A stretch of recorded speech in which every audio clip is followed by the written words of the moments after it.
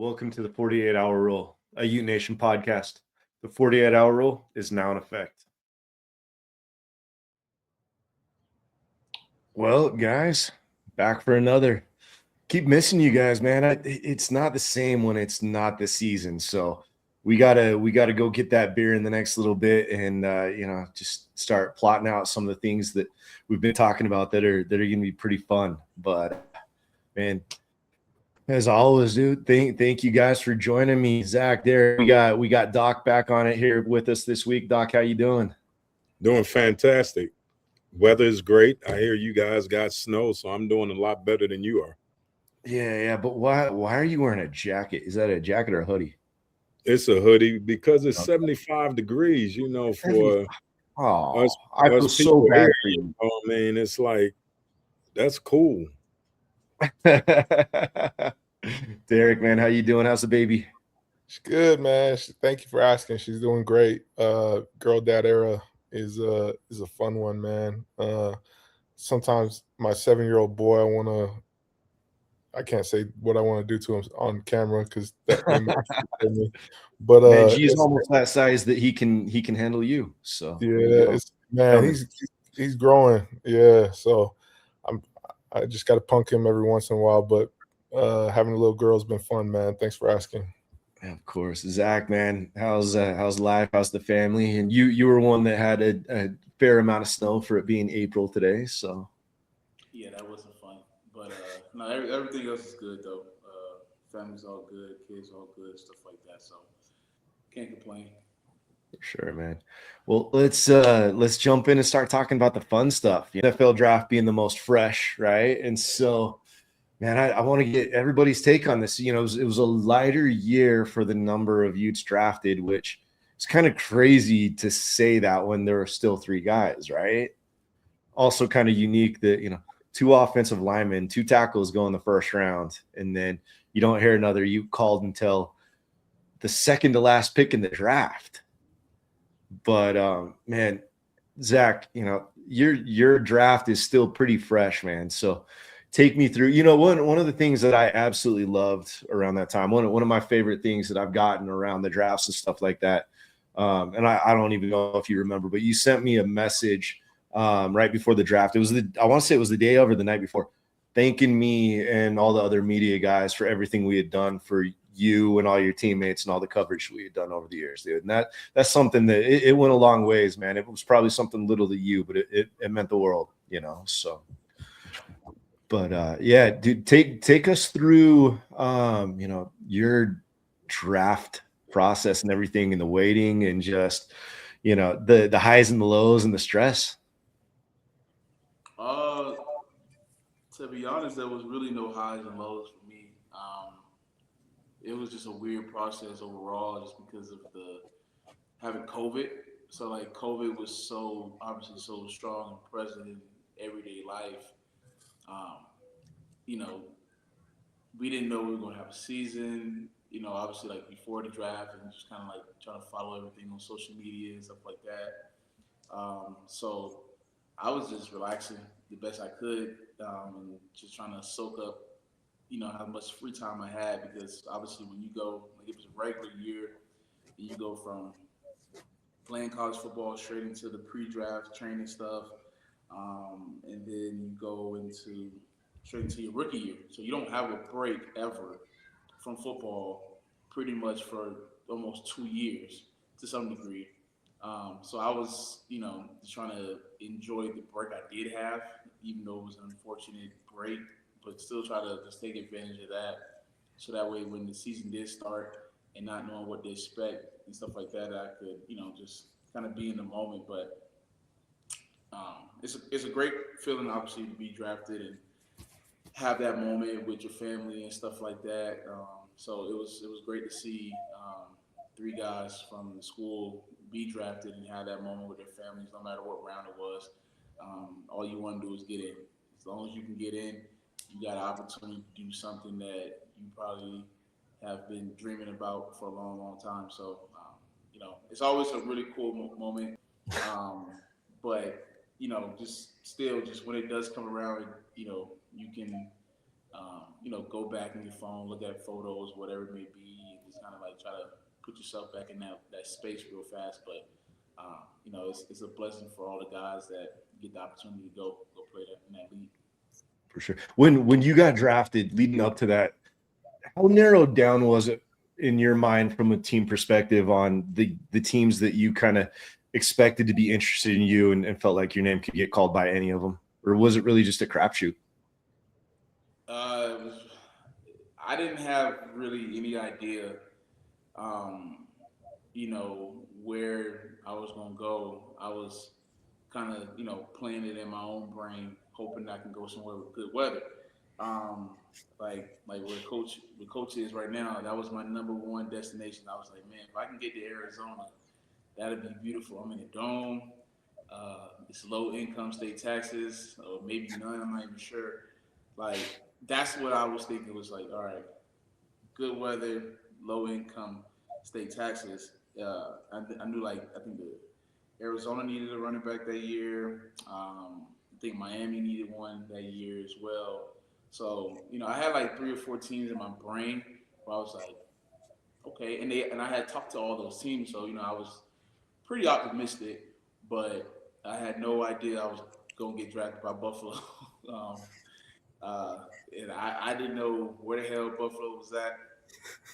I didn't know much about the team because I feel like when you play football, it's hard to watch it at the same time. Like still follow like the NFL on a day-to-day basis, especially when you're in it, as in like the college term at that time. So it's hard for me to like really watch football. But I remember when I got drafted by them, you know, I was. I mean, if you watch the clip, I wasn't like jumping for joy and all that type of stuff that you see other guys do.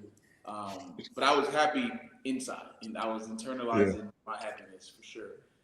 So I was happy, but once I got there and I saw everything, Buffalo's like a smaller franchise in a sense. Like it's not a big place. It's not like you don't have a lot of city life and all other type of stuff. So it didn't feel like you were in NFL city playing for an NFL team.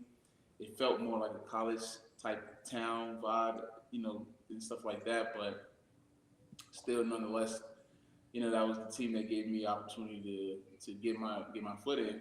So I'll always be connected to that city some in that form. Sure. Derek, man, being an O Block alumni, man, dude, you have 2 guys go in the first round. 2 talented guys. Dude, it was funny because, Spencer, they were ready to take Spencer with the 6th pick. And then they kind of gauged it and, just kind of gambled a little bit, got 2 extra, was it 2 or 3 extra picks? I can't remember. And then moved back to 9 and they were still able to get their guy. That was, I wish Spencer would have gone 6th, but still, that's still special, right? And then, Lomu, I mean, the Patriots thought enough of him to jump, I believe it was just like 2 spots ahead just to draft him and not risk that, dude. What kind of pride do you take, seeing guys that have come after you being able to have that kind of success and get drafted in that early in an NFL draft? I mean, that's the first time in, I think, Utah history, probably. I'd need to check. First time in Utah history that they had 2 first-round picks, and it happens to be 2 offensive tackles. I mean, that's pretty special. Yeah, it was, and maybe even more so was even a smaller demographic is just the pride that you feel when they're Pacific Islanders, and just knowing that we come from such a small little island, and for 2 guys that I've just heard nothing but glowing things about, just the way that they approach life, the way that they approach the game, the way that they approach interactions with other people. You just can't be happier for guys like that, because that just puts an immense sense of pride, not only as a former offensive lineman, former O Block, but also, my heritage, that they're going to represent our culture well. And it's special, man. And so it was cool. I'm really excited to see how they utilize Spencer Fano, because Shador's left-handed, Mhm. right? So Shador ends up starting. He can stay on the right side. They were like, maybe they'll move him to left tackle. But I'm like, no, it actually is a great fit because that's Shador's backside, blind side. And I think he would do very well. I think that culture fits him very well. It's low key, opposite of maybe what Zach was looking for. This probably fits Spencer very well, of where he could just go and grind, be in the cold, and enjoy, the dog pound. And so my work is actually expanding, and so I'm actually gonna try and go to one of those games. But so it's great for that situation. And then you can't be nothing but excited for Caleb Lomu, obviously joining a storied franchise like the New England Patriots. Just with I was really close, still am close to Silver Salingo, who played at New England for many years, and just his respect and the way that he talks about the Patriots organization, the way that ownership from Robert Kraft on down just embodies just professionalism. I think Caleb's going to do very well there. I think he's set up very well to succeed. And with Drake May as the quarterback, him being able to come in, and obviously, like, I think everyone's kind of said it, and scouts have said it, where, his aggressiveness maybe isn't his first thing, but he can protect the hell out of the backside in pass pro, and that's what Drake needs. Drake isn't trying to weave and create plays with his legs. He needs time in the pocket. So that's what I'm excited for, and just was my takeaways from the draft. The unique thing with Caleb too is he's going to a great franchise, right? Storied franchise. They're already back. I mean, they were in the Super Bowl, so close to winning it. He better stay away from reporters, right? Kind of like good old Rabel. But so that's the one question kind of looming over the franchise right there, that could take a very good situation and take it south pretty fast. But what I love is just the fact that, look, they didn't need another offensive tackle, but they valued him that much that they're like, we're gonna find a spot for this guy on the line, and so Spencer's in one of those situations where he's going to be starting right away. Caleb's in one of those situations where he very well could be, but it also might benefit him to, he's not going to be their left tackle, right? They've got that entrenched, but he could very well be in a situation where they're able to gradually bring him along, and that could benefit him in the long run, because hell, he was a redshirt sophomore at Utah. He had one less season at Utah than Fano, and he still got drafted in the first round. That speaks volumes to Utah's development. We'll say Utah's development. God bless the old coach. I love the guy, but we'll give Utah all the praise instead of trying to heap it other ways. But Doc, man, just from a coach's perspective, right? And seeing especially the guys over the years come in, some being raw, some being highly touted, right? And live up to their potential or exceed it. Seeing something like this with those two guys, obviously don't want to leave out Dallen Bentley getting drafted.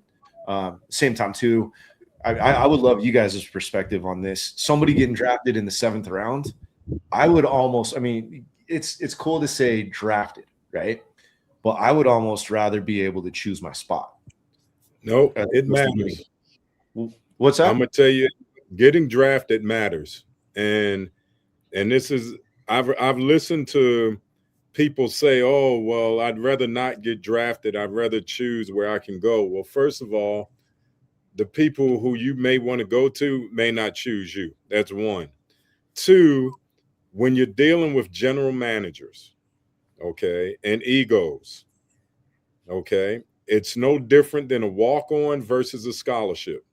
There's going to be some general managers out there that will keep a drafted player over a undrafted free agent for image, because when they take an undrafted free agent and it makes it over a draft pick, they have to look at themselves in the mirror and say, we made a mistake. That's a good point. And people don't look at it. And I'm telling you, and Zach can attest to it, he's been there. free agents, it's a tough road to hoe, and it's you. The NFL is all about making the best of your opportunity when it comes, and a lot of times a free agent isn't given that opportunity just because he has a 6th or 7th round pick in front of him, and that general manager's ego is too big to say, my guy is better. He's just not as good as that guy. It doesn't work that way. That's just my opinion. The other thing to add to that is the money, right? That's right. If you get drafted, you make more money than the guy that's undrafted, right? And at the end of the day, as a player, you're an investment. That was the first thing I got told when I got to the NFL, that you are an investment. Not that you are a player, not that nothing, right? And it's not in a dehumanizing way. It's just that's the way you should look at it too, right? Because that'll keep you on track more than anything.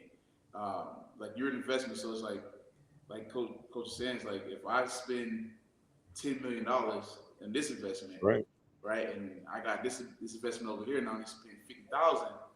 I guarantee you look at that investment that's $10 million every single day, and you're gonna make sure that thing pan out.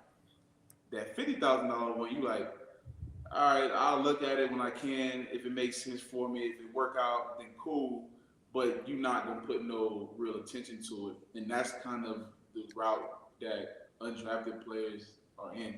Right, like they got to do everything 40 times better than the guy who's drafted. And I've been in rooms where an undrafted guy, I literally was talking about this probably 3 days ago, but I've been in rooms where an undrafted guy,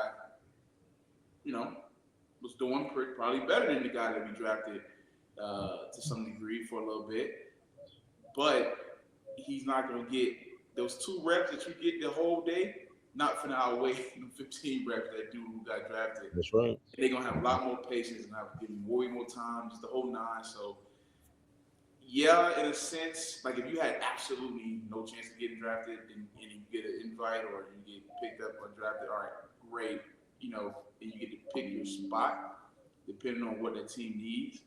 But the uphill battle that you're going to go on is nothing that you can really be ready for. And it's a different type of love for football you got to have to understand you going to be undrafted and that absolutely nothing is going to be given to you, because I've seen guys that were drafted at any point in their career, it could be year 3, 4, 5, 1, no matter. They get hurt, right? And you got an undrafted guy who's going to be on the practice squad all year, and they'll go bring in a guy off the streets that might have been drafted over the guy that's undrafted, and he's been in the system for a whole 8 or 9, 10 weeks or whatever it is. So, yeah, it's to some degree, it's like you get to pick your spot, but on the other side of that is you go on a journey that you gotta hope and pray that you get a ton of breaks for it. I love hearing that perspective from both of you guys on that, because, somebody that hasn't been through the process, you do kind of sit back and say, like, okay, how big of a difference is the money in this and that? And is it better if I, if I'm able to pick my spot when it comes in that later, because just depending on how much the later rounds are valued, right? But hearing that perspective, that's an important thing to hear. It definitely makes a lot of sense. All you gotta do is follow the money. Follow the money. If you see somebody sign for a big contract and a free agent, he gonna play. Guarantee he gonna play. If they bring in a guy that it reminds me of the Anthony Richardson and Daniel Jones situation. I was like, Anthony Richardson doesn't have a chance anymore. Like they paid this dude $14 million. You're not paying $14 million to look at that thing on that bench. Right. Dude, let's be honest too, though. Unless you saw something everybody else didn't see, Anthony Richardson got drafted because of that game against Utah. That's it. That is it. I will say, freak athlete. I will say, I love AR. Like he was really, really humble. Like all the off the field stuff, like him coming in late and whatever. Right, like. I didn't pay attention to that because I was doing my job, so I had no idea by any of that until I heard about it. but the physical attributes that this man got is not fair. Like, I've never seen Cam Newton at peak Cam Newton, right? And that's his favorite player, right? I mean, this man looked like, I'm telling you no lie, he can pick up a football, don't even got to drop back nothing. It ain't nothing in the hips, nothing. It's just straight arm strength. Just pick this ball up and fling it 80 yards, and it looks like he's following through on a jumper. And I've seen him do it multiple different times. Now, the problem is accurate. That's the part in the NFL, you got to be accurate. Like, because every throw is a tight window throw. You're not throwing just to wide open guys and where you get to show off your arm talent and all that type of stuff. Like that throw he had against the Texans to Alex Pierce down the field, that ball was a rocket. Like, and it dropped in perfectly. But, I mean, it sucks because he's a really, really, really, really good talent. That's just somebody who needs a lot more time than, you know, your 4th round pick. So you get 3 years. You get 3 years if you're the first round, right? If you're any other round after that, you get 2 good ones. And if one of them was better than the other one, they might give you 3. So because then you're talking about contract and money, and that's when people start asking for that money. So you get a couple years, and he was in that second year, and that team had a playoff opportunity.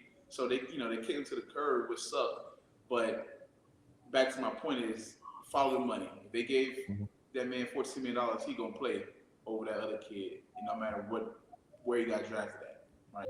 No, like I said, I love those perspectives because, just somebody that can just kind of sit back and look at it from a fan and reporter's perspective.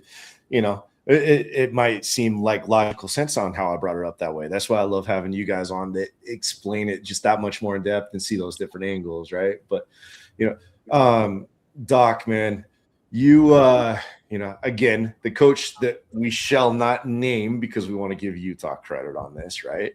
I know you are still very close friends with him and everything, and so you've obviously followed the progress and the journey of Lomu and Fano as well. I mean, just take me through just the excitement from a coaching standpoint, right? When you've got your guys going and getting drafted that high, right? So it's like you're proud of your guys, but then also, I mean, the prestige and recognition that it gives you as well for your player development. I'm really just kind of curious from a coach's standpoint on something like that. I don't, from a coaching standpoint and having coached quite a few NFL players, I don't ever think as a coach you take credit for that. You always give the credit to the player. Because at the end of the day, as a coach, all you do is guide the player. And you try to give them the direction, but then it's really up to the player. Okay, so that's first. And then I don't think you ever sit back and say, well, I did this. This is going to give me that opportunity. Because the thing that you have to understand about coaching, it's not about the most qualified. It's about so much of it comes down to your relationship. When you talk about the NFL, it's all about relationships. Just go back and look at who gets hired every year. Somebody's son, or this guy was that guy's friend. I'm in that tree, this tree. That's all about relationships. It doesn't have, when you see a guy that's never been an OC get promoted to be a head coach, that's just all about ties because you're tied to that. So I don't think you ever look at that. And I think the most rewarding part is there's 2 things that goes through your mind as a coach. First of all, did I make him a better person? Is he a better young man because of the impact that I had? I think that helps you more than anything. And then the next question that you always have is, did I get him ready for the off the field? Because they're honestly, and Zach will attest to this, and the NFL, on the field takes care of itself. There's nothing that a college coach can do. At that point, I'm just there to give some advice, some leeway, and more than likely, every player, every one of those players will probably make that call back to their coach, because I don't care who you are, when you're sitting in that locker room with grown-ass men, there will come a point when you look at yourself and say, do I belong? I don't care who you are. And if that never happened to you, you're flat out telling a lie. Because I don't care if you're the first pick taken in the draft or free agent, at some point, them grown men show you why they've been there 7, 8, 9, 10 years. And you realize, God, I'm 22 years old. I don't know what the hell I'm really doing, and so you're trying to get that advice. So I think for me, from a coaching standpoint, I was just proud that I could contribute to that opportunity. I never looked at myself and said, oh, I made this difference. You don't pound your chest, because at the end of the day, it's up to the player. And you just hope that your players, you did them right. For me, it was always, did I make them a better man? Because when you get to that league, your morals, your work ethic, everything about you is on display every day. And so many of those guys waste an opportunity because, in my opinion, they were just never told the right thing. They were given leeways because of their talent. And all you're doing in that league is setting them up for failure. Because the one thing that league will teach you, the shield lives on. The player dies every day. Mm-hmm. That's just fact. Absolutely. So when it comes to the rest of the guys, I mean, look, Dallen Bentley, I think the Broncos did a very smart move with getting him, because I don't think everybody's seen the best of Dallen Bentley yet. To me, he's still raw, and he was starting to show he was starting to show what he could develop into with just flashes, right? And I mean, Utah didn't throw the ball much this year, but when they did, the majority of the time it went to him or Ryan Davis, right? So you guys can include him in on some of your perspective on this if you want, but at the same time too, again, because like I said, it was right at the tail end of the draft, but as far as I remember, and I could be missing a guy, you got Logan Fano joining Spencer, and I love that. I think that is so freaking cool. You got Lander Barton going to it's the Chargers, I believe, right? Okay. Togia is going to the Commanders. I can't remember where Kump's going. Where's Kump going? Do you guys remember that one? I just looked at it. I did too, and I'm just drawing a blank on it. I want to say Bengals, but I don't think I can't remember. It would be a guess right now. Others got camp invites like Bryce Duke, but it's the guys that I mentioned, not Duke, obviously, right? Of the guys that I mentioned, Bears. Aaron's going to the Bears. I'm sorry. Bears. That's right. I knew it had orange to it. So curious from all three of you guys, out of those guys, who do you feel like is going to have of the undrafted guys, who's going to have the best shot at sticking and maybe have the better career? Whoever has the most experience in special teams out of that group, that's the best option for them to make a team. Not gonna make a team from playing your position, right? If they wanted you to play your position, they would have drafted you at your position. So whoever out of those group of guys has played special teams before and can make that transition pretty smoothly and understand that this is how I make the team, probably for the first 2-3 years or whatever it is, until something happens on the roster, or they show something in practice or camp or preseason games. That's who's going to be able to have the longest impact. I played with a guy, Zaire Franklin. Zaire, I want to say he was a 7th-round pick or undrafted, but he was low. Like, he was low on the pole. And, you got to be a dog. It's a different dog to play 7-8 years and be undrafted than a guy who was playing 7-8 years as a first-round pick, right? And you're just consistent. You'll get 4 years straight if you're just consistent and you was a draft pick high enough. So whoever's a dog out of that group, like a real dog, not like, here and there dog, or like dog like all the time, and can turn it on, smart, savvy, and it can play special teams. Like that's the three main things for an undrafted guy to really really stick, with a team, and be buddy with a coach, the special teams coach. Like there's no shame in that game. Like You got 6 spots. 6 spots, and this is your He job. chooses 6. This is the job that you want to do for as long as you can do it. So don't take no shame in being like, dang, I gotta play special teams, right? Like, or this, that, and the other. Like, because if I was undrafted, just being dead raw, and coach knows, if I had one undrafted, it wasn't gonna work. That is the honest answer.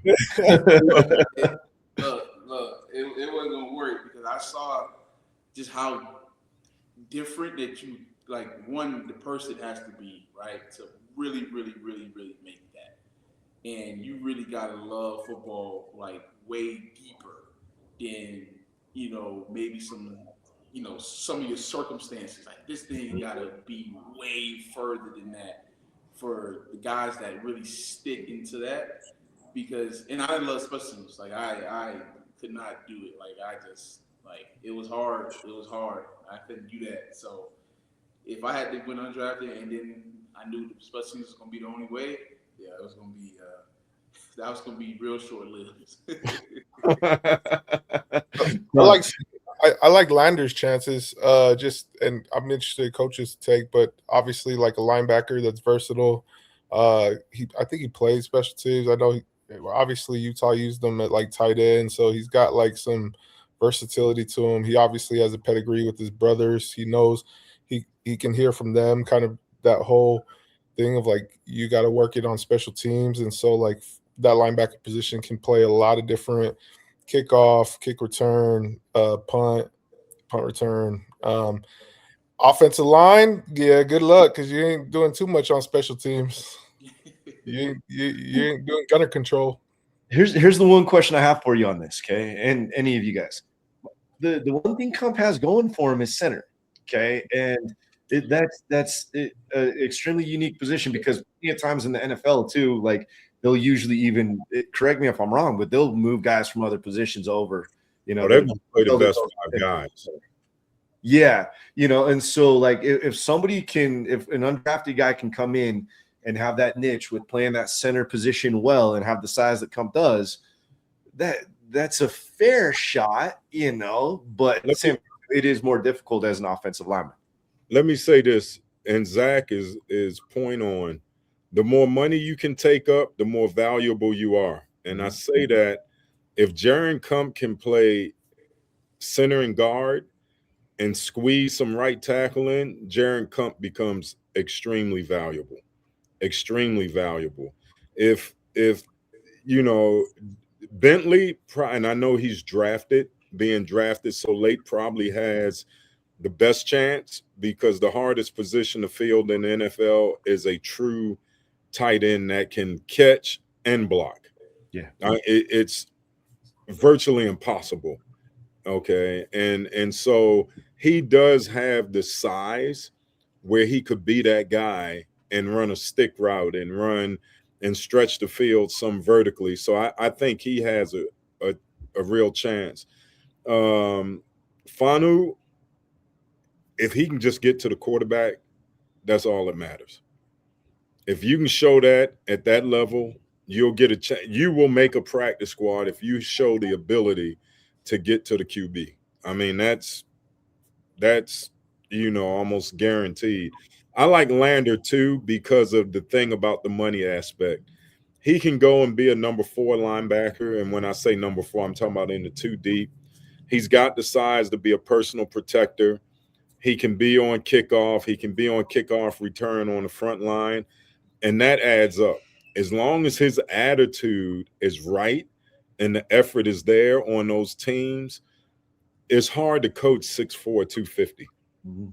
It's just hard. And so you got to give him a chance. Everybody else is like Zach said. I always think about Elvis Shelley. Elvis Shelley was in the Falcons when I was there. And I mean, he's 10 years special teams player. They put him on the field, teams threw at him right away. Right away. It was like we used to have a saying back when I coached that I'm not going to say it, but it was check something. And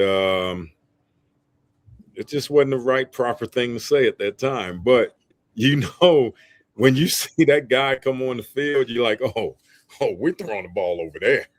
No matter what, we're throwing over there.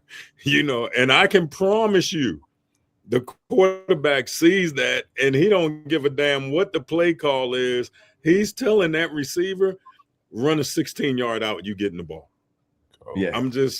It's just that's just the way it is. So I think that's my summation of it, but I think everybody's spot on Bentley because you don't really know what he is per se. And he has the size, and I love the Lander Barton take. I think that's valid. But on the offensive front, if you're not multiple positional, it's tough. It's tough. The guys that can play multiple positions on any level has the best chance to make the team. If Zack as a tailback could go up and be an up back and freaking punt, he's got a chance. The best example to look at is from down south, Taysom Hill. Personal protector, tight end, part-time running back, part-time quarterback. Count the number of salaries that he takes up. And that allows you to pay the people you want to pay when you got a guy like that. And they'll tease him and give him a little bit of money, to keep him around, but they're going to pay who they want to pay. Yeah. Yeah, that's a great example right there, man. Taysom Hill is fun to watch. People associated with Utah will tell you that right and left, and that's a unique thing when a player is that good and that valuable that the side that's supposed to hate the guy will acknowledge that, guys that have gone on undrafted, like from my perspective on these things, undrafted wise, I really am eager to see what Logan can do if he stays healthy. That's the biggest thing because the Cleveland Browns probably got a guy that would have been middle of the draft or better had he stayed healthy. That's the biggest thing with him, if he can stay healthy, oh my God, he could stick around and have a career. And he's somebody that can be able to play special teams with you guys mentioned that as well, so that's going to be a valuable thing. Lander, it's going to be dependent on his special teams, but I will flat out say this, and I have had conversations with his family, and I've heard other people tell me this even before they told me this, but they feel like Lander's best position in college would have been tight end.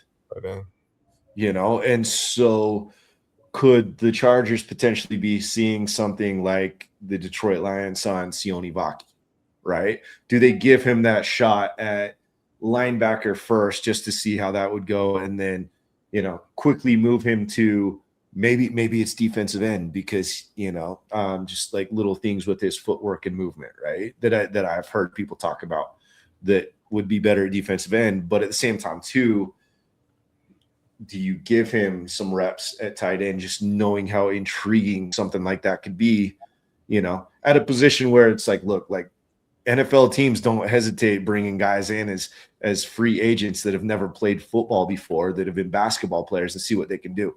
And so there's so many different options for Lander that could be really enticing, but it's, what is Lander going to be open to, right? Like what kind of drive does he have on that? And look, Lander's got the drive, but Lander also needs to step back and be himself as opposed to wanting to follow in Cody's footsteps, which is a common theme that I've heard from, plenty of people throughout the last few years.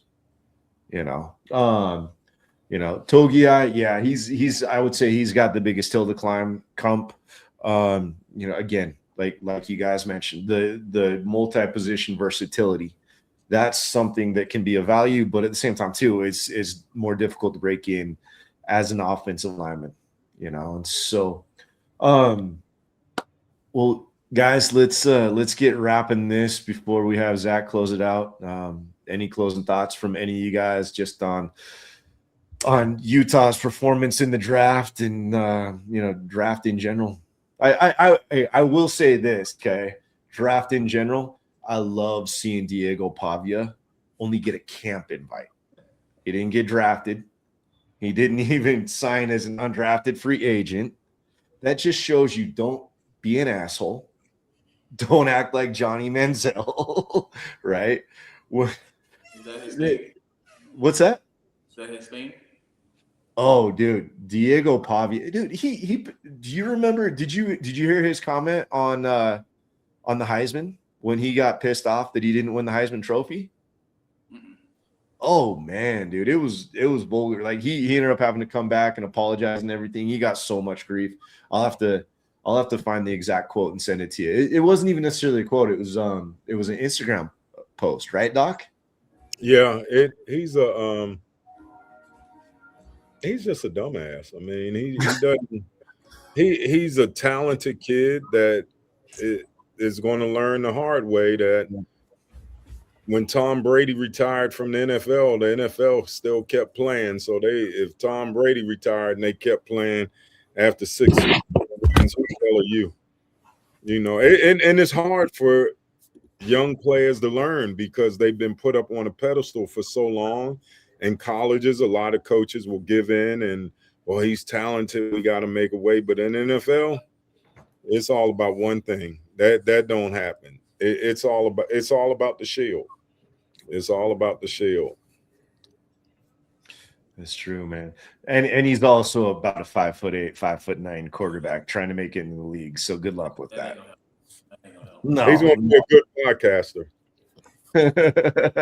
He can try to do a podcast with Theo Vaughn since props to him. He actually got Theo Vaughn to take his mom out on a date. So there you go. He's in a whole different realm of what he be doing on a daily basis. All right. So, all right, guys. Let's wrap this. Zach, close it out for us, man. Yeah, appreciate you guys always tuning in and rocking with us. We appreciate it all the time. Make sure you guys continue to like, subscribe wherever you get your podcast from, YouTube, Apple, Spotify. Make sure you continue to like, subscribe, and leave a comment. We appreciate it all. As always, go Utes. Appreciate you, boys. Doc, love the friend that you got jumping in the picture, the little family member. Somebody's got to come in and help me out. Yeah. I don't have kids. They're all grown now, so I'll let y'all enjoy. I'll just enjoy the dogs. There you go. Y'all take care, man. All right, y'all. Appreciate you guys. Go Talk Utes. soon.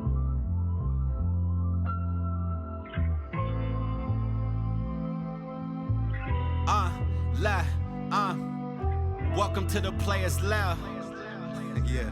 Well, no other moment, man, it can't compare. Due to the obvious, people look at me.